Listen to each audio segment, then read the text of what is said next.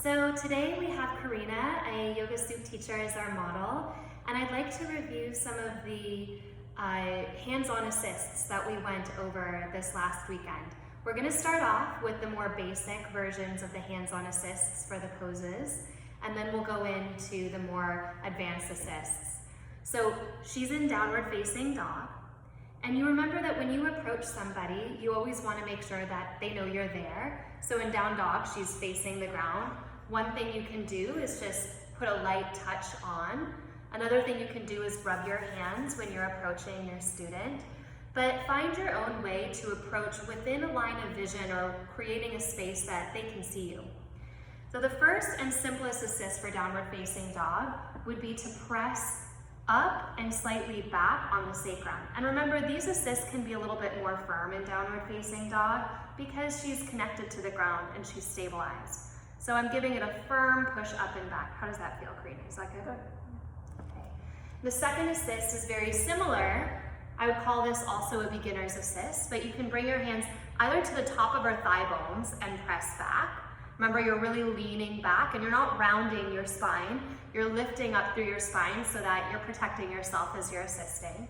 But you can also grab a hold of the front of her hip crests, those anterior superior iliac spine, and pull back from there. And I'm gonna let you take a little break there, Carina, for just a second. If you want to, you can rest in child's pose. That's a long hold. And then when she's ready, she can come back. And I'll show you guys my second variation of assists for downward facing dog, the slightly more advanced assists. But when you do this, you use your fingers and you cup them under. You step one foot underneath the face and another leg wraps all the way around her. So now my foot is bracing me there.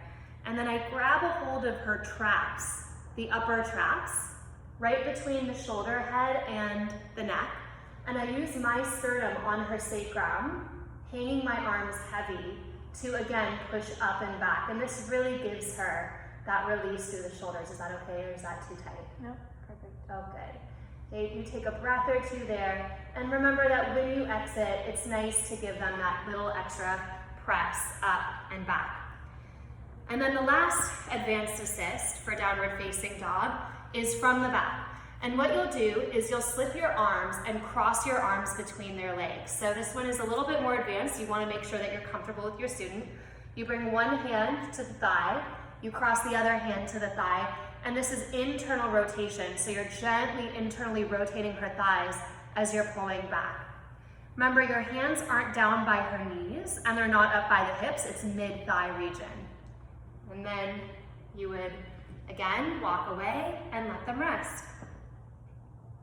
That was downward facing dog.